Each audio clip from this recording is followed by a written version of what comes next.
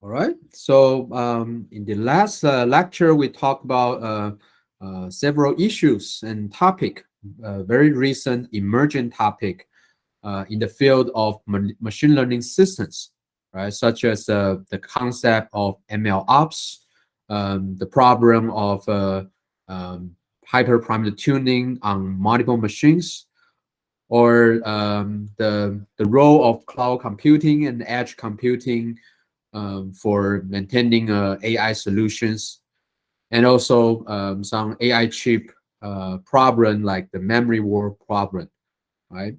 The last one I want to share with you is federated learning. This is also one of the hottest topic right now, and you can see the definition of federated learning is that you would like to train a model from with the data from multiple collaborator without sharing the data among them. Okay, so um, we have told you about distributed learning, right, or distributed model training. So federated learning is actually is you can think as a way of distributed model training problem. But the key difference is for federated learning, the data cannot be swapped or shared among the users or participants. And as you can imagine, for traditional distributed learning, we will swap the data among workers because we want to make sure the data distribution is uniform among those workers. If it's not uniform, then you could have a biased result from each worker. Then of course your learning result accuracy will be degraded. Okay, but the problem for machine learning in general is we don't want to we have the data privacy problem, right? Data is very valuable, and we want to preserve the privacy. So that's why we have this federated learning problem. And it doesn't limit to any solution, but the goal is to be able to train a model using the data from multiple users without expose their data. So it's actually basically a requirement, right, to address the data privacy problem when we try to apply those machine learning or deep learning solutions. Okay? So as I mentioned, right, this is the distributed learning we have talked about, right? And on the right hand side is the form of federated learning, and they actually looks almost the same. As you can see, we also have different multiple worker or multiple participants in the training process, and usually we have the parameter server or some federated server to play the role of exchanging the model and to train a global model. But the key difference is whether the data is shared or non-shared. Okay, so as I said, in distributed learning, usually after one epoch, means after you go through every records in your data set, we will try to shuffle the data set. So the data set will be repartitioned and scattered to all the workers and start the next round of training. And the purpose is to make sure the data distribution on each worker is uniform. Okay. However, in federated learning, we do not allow that. And in fact, there is a very strict privacy requirement in the training that even if you just exchange the model, not the data, but the leaking information should not allow the third party or the servers to know what's your distribution or what's the content of your data. Basically, it has to be done under the data privacy requirement. Okay. Um, so um, this is just the steps in general how we do federated learning. By a glance, it might think looks the same as data parallelism I mentioned for distributed training, but some of the steps could be usually could be configured or changed for federated learning in order to preserve privacy or in order to get better efficiency or results from your training. Okay, so let's just go through those steps very quickly. So the first step is initialization. So as you can imagine, this means probably the federated server will propagate the model to those participants, right? And then ask those participants to use the model to train the model with their local data set. Okay, and for each round of training, for federated learning, usually you will have a step for client selection.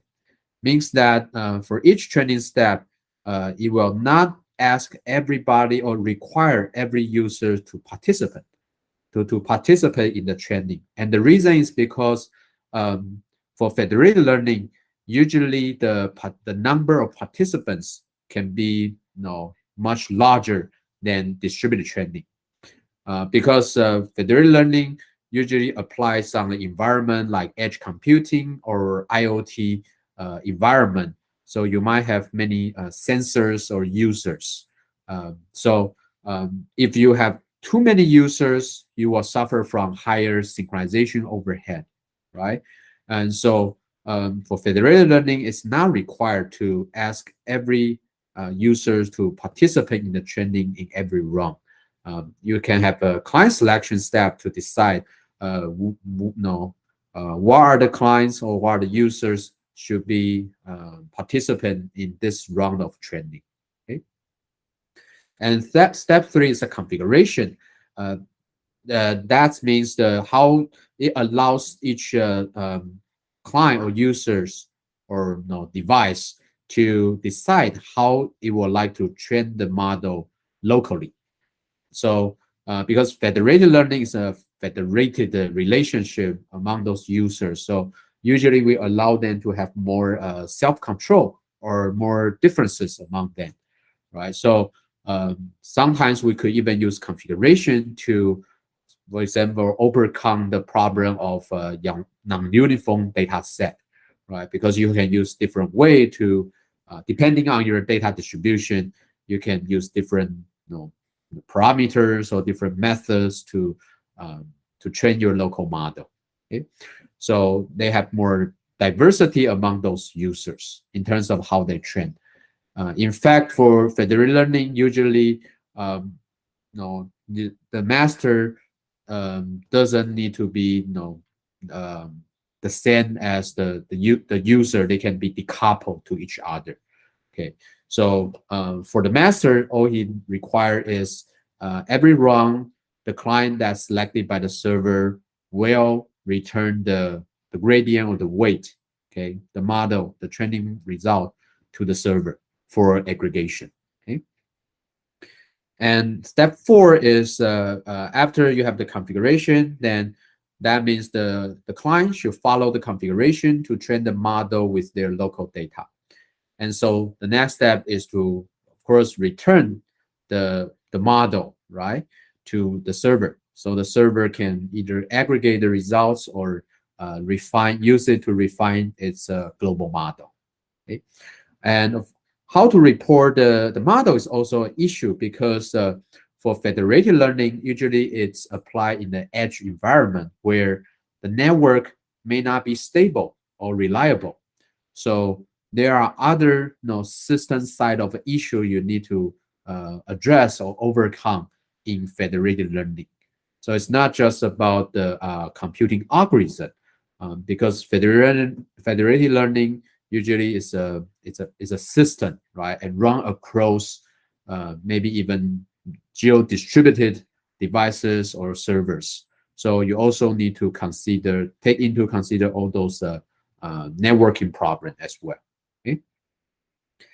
And finally, as we said, so you will do the aggregation, right, based on the model reported from those participants. And so how you do the aggregation in distributed training, usually we just take the average, right? But for federated learning, because every model is trained differently from each user, so they might have different characteristic or different quality. So sometimes you can use weighted aggregation to get a better result. And how to decide the proper weight is an important and critical research problem. It involves many other considerations, right? Like how you measure the quality of a model returned from a user. Okay, so for example, there is a solution called importance sampling. So importance sampling means he will try to somehow, based on the information returned from the user, to measure the importance or the quality of each client, and based on that client that quality to decide the selection weight or the aggregation weight. So there are many. So there are more problems needs to be solved in federated learning. Okay, and finally, of course, the termination condition. Right. So either the master or the client will need to decide when to stop participant or stop the whole training process. Okay. All right. So one of the famous federating algorithms called the federated average. So this is a pretty simple solution, very similar to the distributed training. The only difference is, as I said, you can see there is a weight over here, aggregate by the weight, right? And the weight is decided by, in this case, is decided by the data size. Okay? Because every client may have a different amount of data size. So at least the information of data size will not leak any information about the data content. So it is reasonable or it's acceptable to obtain this information about the size of the data from each user. And so assuming we can have that value, then we can use it as a weight to do the aggregation. Okay, so in other words, if the model is trained by more data, it should be more accurate or the quality should be better, right? So when we aggregate the weight from the model weight from all the users, we should give a higher weight for the user that is trained by more amount of data. Okay? So that's the basic idea. Okay. And for the rest of the steps, you will see is the same as distributed training. And the other slight difference is that for distributed training, or we say in a centralized data environment, when we do the parameter swapping, we will do that for every round, right? Every record, every forward propagation, we have parameter swapping and update the model. If you remember, if you can recall. But for federated average, we don't want to do the model update so frequently because the distance between the client and the server can be very long, right? The client may be an edge device and the server may be some service hosted in the cloud. So the network delay is much longer and the network bandwidth is much smaller. So usually in FL, we won't we try to reduce the amount of communication between the client and the server. So you can see over here there is a run here, means that the client will need to will actually perform a local training for multiple run before exchange the model with other users at the server side. Okay, so so that's why for FL, usually you will require you will try to reduce the communication frequency between the client and the server. Okay. All right. So the configuration of a run, right, is another tuning parameter in FL, right? So how long you want to train locally before you exchange information with other users. As you can imagine, if the run is larger, means that you will reduce the amount of communication, right, compared to computation. So your training efficiency will increase. However, your model accuracy will reduce because if you exchange information more often, then of course you can reflect the result from every client more directly, right? So you will have less bias, and usually it could converge faster with, or we should say, you can converge with fewer number of runs. Okay, so again, it's a trade-off, right? Do you want to have each run train faster, but you require more runs to converge, or do you want to exchange more frequently, but every run require network communication, so every run will takes longer time. Okay, so again, some people will try to analyze the computation and the performance, try to model the performance of networking to decide the best tuning parameter in this FL method. Okay, all right. So you can see under the FL problem definition, although it's very similar to distributed training, but the problem it faces usually is quite different. Okay, so there are many other works to recent work to tackle those problems. Okay, and the reason it gets so much attention because it's actually people actually consider it as the future of the ML, right? Because although AI solution like machine learning, deep learning is very, very popular, but data privacy is always the obstacle, right? Um, if we cannot preserve data privacy, then you can only use your local data to do the training. So your results always limited. So especially if you are providing some AI solution that's supposed to be shared and used by public, then you expect to have some solution that can preserve the data from the user. Otherwise, you won't have any data source, right? So anyway, the data privacy is always a huge problem for those for those data-driven solutions. And as you can see, FL is set to resolve this problem. So that means if we don't have data privacy, actually, if we want those data-driven solution to be practical, to be usable, we have to overcome the data privacy problem somehow. So that's why people think FL might be one of the good solution to the problem. Okay, of course, it's not the only one. Okay, so basically, right now, people try to address this problem in two directions. One is to adapt the FL solution so we are able to do learning without sharing the data. The other direction is try to remove the identity of the data. Okay, so we provide the data, but no one knows enough information to leak critical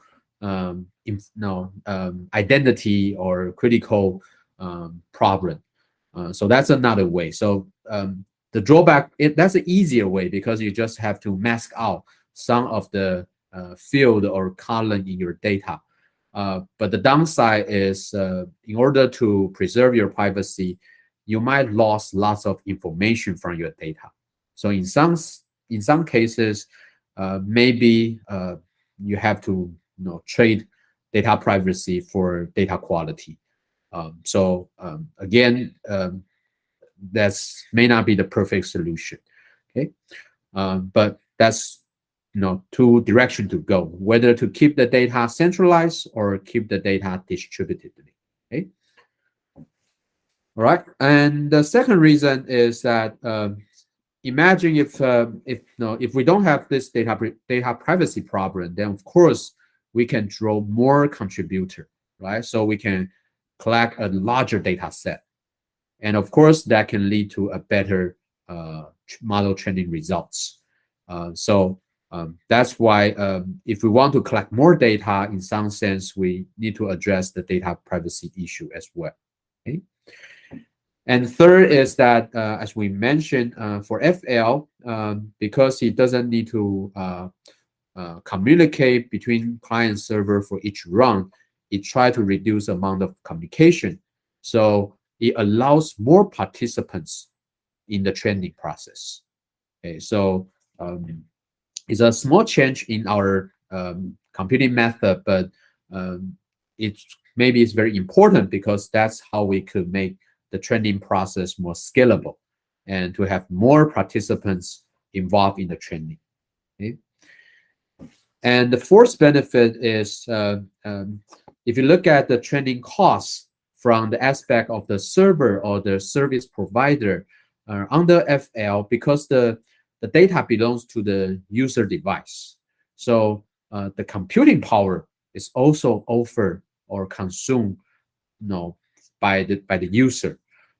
So it's a solution to offload, right, those computation and the costs to the user side. So from the service provider point of view, it can reduce its service costs. Okay, and it's also a way to leverage all the residual maybe computing resource or capacity from those user devices. Okay. All right, and also the same thing, basically the inference, right? So for after we train the model, we need to deploy the model, and for FL especially, usually after the model is trained, it will directly deploy at the client side. So therefore, the client side is closer to the user. So of course, it will reduce the inference latency, right? So it can provide a faster response for your AI solutions. Okay. And finally, if you look at how FL works, it's actually matched perfectly to the world we are living in, right? With cloud and edge computing. So the cloud can be our server side, and the edge can be our client side, right? So those FL solution actually can fit to the concept of cloud and edge computing perfectly. Okay, so your server will host it on cloud, and your users, on the other hand, will be those edge devices. Okay, so it this form of a computation match to our our infrastructure pretty well. Okay, so it doesn't require any changes. Okay, so finally, because you also have so many advantage, right, and the benefits, so it's no surprise we already have some product from FL, and one of the famous one is those vocal classifier or type classifier on your phone device. Okay, so actually those solutions are driven by FL, and the reason is again because the application is actually installed and run on the client side, right? And many use your user data, but at the same time, we don't want to expose our user data to other people, and still we want to use we want to get a better result from leverage the data from other users. So a way to do that is through FL, right? So those solution will try to use the typing data collected from all the phones or devices in order to train a better global model, and then customize for your personalize for your local device. And this is example of FL learning. Okay. and actually there are many other applications. Okay, but all those applications can be classified into cross device or cross silo application. And actually they are both just FL, but the biggest difference is their computing environment. And so for closed device means that your environment is on the edge devices or mobile devices. So you can imagine in this environment, you have a lot more users or participants, and you might suffer from the network delay or network reliability problem, right? Because most of those devices environment use a wireless network, not the high-speed network, right? So you have to overcome those problems in your computing environment for learning. On the other hand, cross-silo means that the participants are usually is a site. Okay, so those sites or participants are connected by, maybe by broadband network, and so the network is another problem. And each user can also have a large amount of computing power because each site may be even a data center. Okay. However, the challenge for that is the diversity of the data. Because, for example, for healthcare application, because medical data also has very high demand for data privacy. And so if we want to ask those hospitals to train a model, one way is to use FL to let them participants without expose their medical records, right? And each hospital may host a data center or host a server to do the training. So it has very high computing power, storage capability, and good network bandwidth. However, the data from each hospital may be very diverse. The record may be generated from different type of say X-ray machine, or they use different medical coding for recording their data. So the data diversity is usually the challenge for cross-silo environment. Okay, and so you can see the reason we divide, we try to classify the computing environment is because the application will face different type of challenge in different type of computing environment. So when we talk about FL, usually it's also important to know first, which type of application or environment you are, you are talking about. Okay, otherwise they may have different assumption and different challenges. Okay. So in general, however, there are a couple of critical challenge remain for FL. Okay, so the first one is incentive. Okay, because federated learning is a federated algorithm. So that means every user has their own will or decision to decide whether do they want to participate in the training or not as well.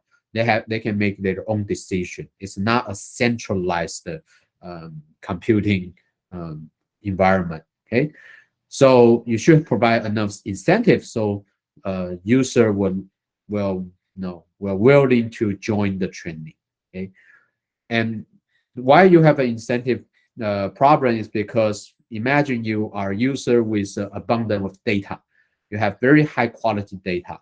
So how can you ensure you can also get more benefit or more profit from participate in this FL training, right? If I don't get more benefit than others, then I may not have an incentive to participate anymore, right? Because I pay more but get the same. So it may not make sense for those users. Okay, so it's one of the challenge, right?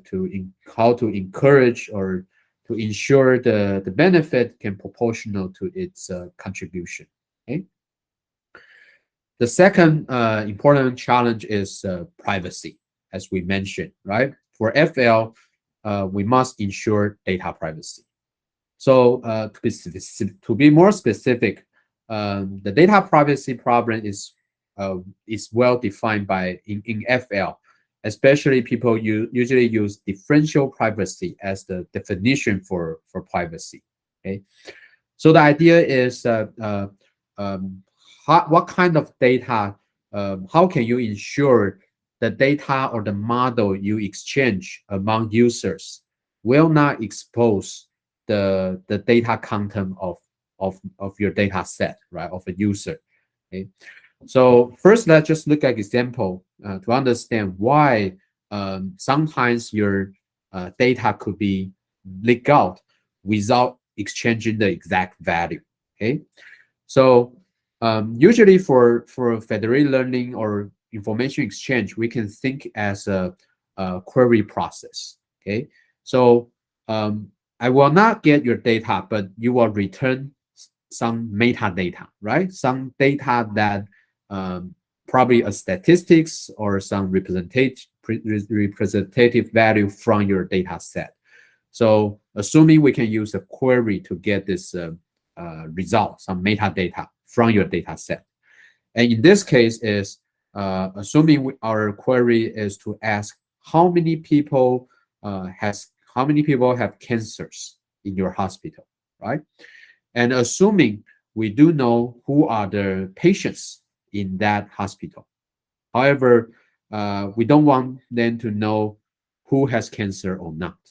Okay, so we can only know the number of patients with cancer, but we don't want to that other users to know who has cancer. Okay, so for example, if at the beginning we have Amy and Tom, and the query will return 1, right, because there's only one person has cancer, and the data is secure because we don't know whether it's Amy or Tom. We still don't know. So the data is secure. Okay. However, if, for example, Jeff comes in and Jeff has cancer, and we ask the query again, and the query will return 2, right? And assuming we have the patient list, so you can see that by compare the differences, we know Jack has cancer. Okay, so so that means if we return how many people has cancer, it will indirectly leak out the information of who has cancer. So that means it's not secure. Okay, all right. So you can see that's why for federated learning, when we design a federated learning algorithm, sometimes we use a very strict standard to evaluate, to check whether it's really secure or not.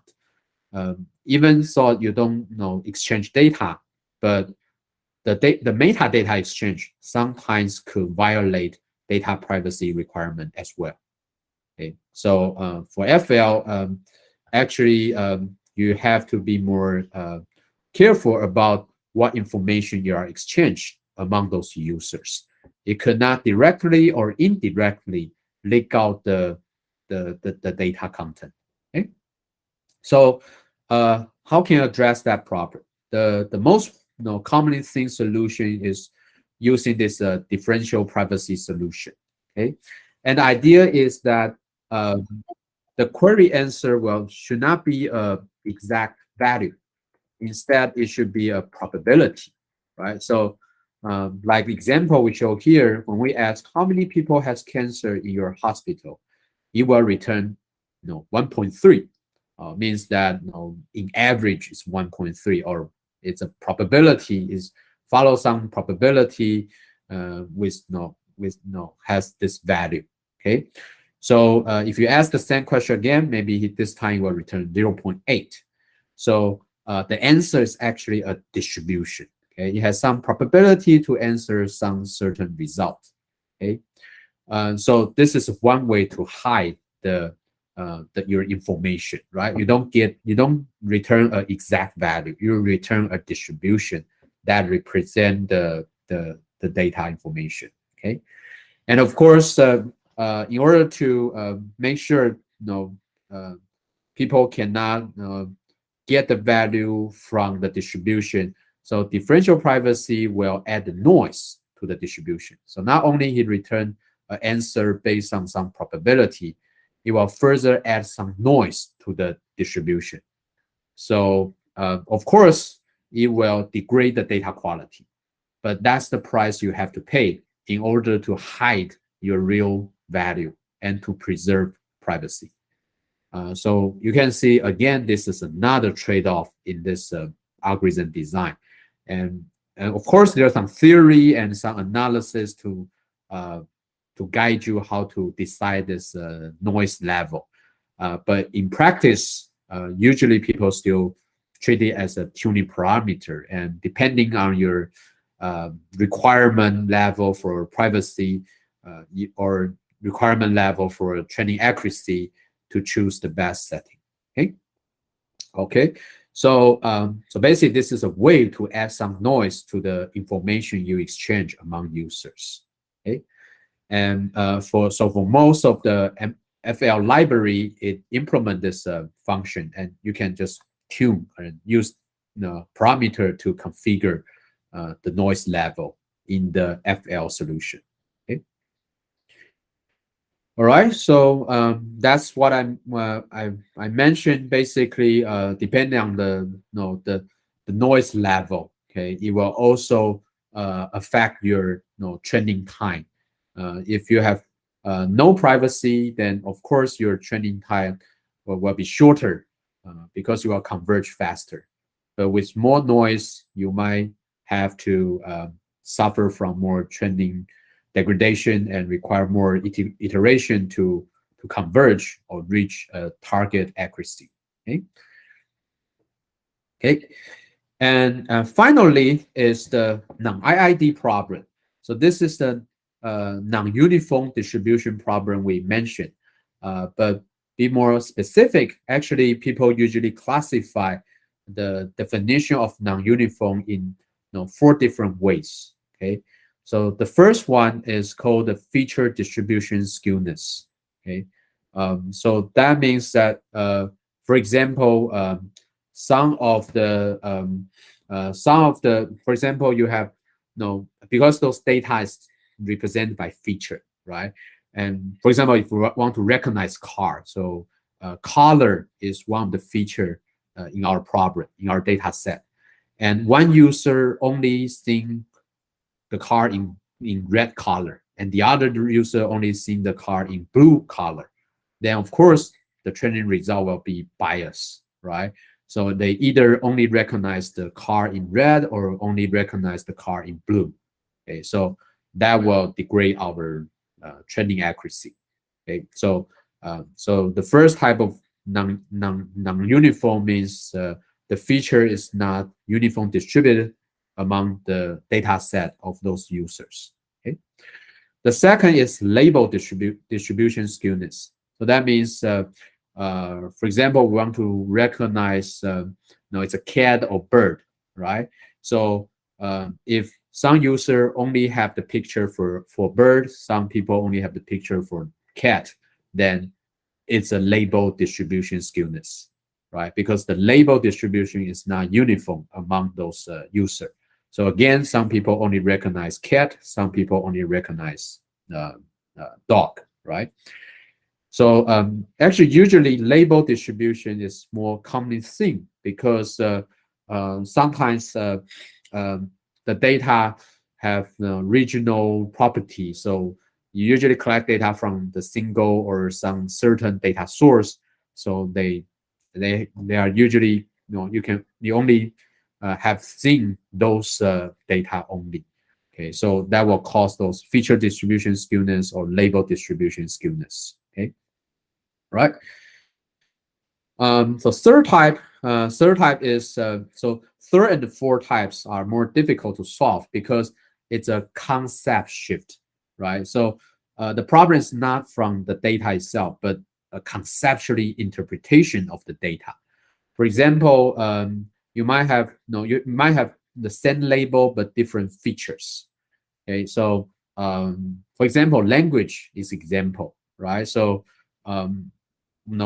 every language have the same meaning for hello or good morning, but their writing is different, their character is different. So it's a concept shift. So you have maybe you have to build some mapping between those features in order to able to train the language using all the language in the world, right? And same feature, different label is something like, so for example, soccer, right? We just had the World Cup a couple months ago. So in Europe, they call it football, but in US they call no they call it soccer. So it's actually it probably the same thing, but they name differently. So maybe the label into different thing without knowing they are actually the exactly the same thing. Okay, so you can imagine you need some adjustment and mapping between different concepts from the data set from different users. Okay, and finally, the last type is the easiest one to solve is the quantity skewness.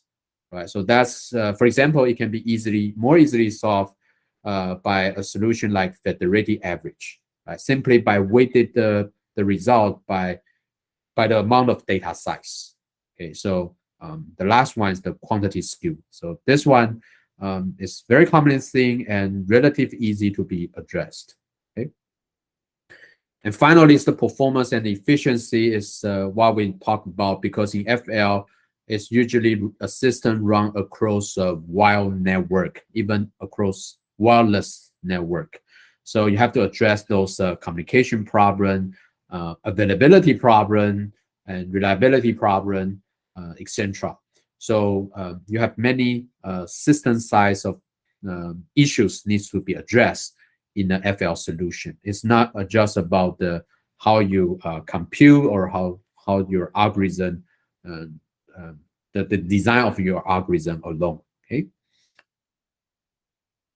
All right. So I think that conclude all we have. So in sum, you can see for ML or AI, actually it's not just about the how the design of the learning algorithm or the learning method. There are many, because driven by computing power, and an AI solution needs to be deployed or built or operate in a real environment on top of computing systems. So especially those systems usually is distributed or parallel systems. So you need to leverage many of those system knowledge in order to address those performance or those like heterogeneous computing environment problem, or you have to automate the process in order to make the solution more scalable and with less human intervention, right? So all those are very critical to the success of AI.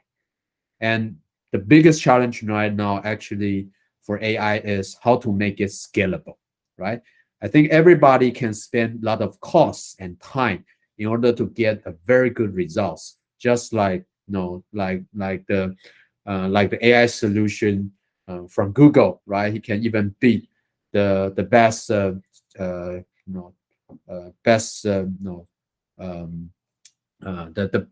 to win the auto driving, right? All those things you can very good at one thing, but if you want to reproduce the result in another environment, in another country, or in another application, um, it might those the cost may be too large for you to do this for in an ad hoc fashion one by one. So how to reproduce the result, how to generalize the strategies, and how to automate the process are the real key to success. Okay, and all those things are kind of missing right now.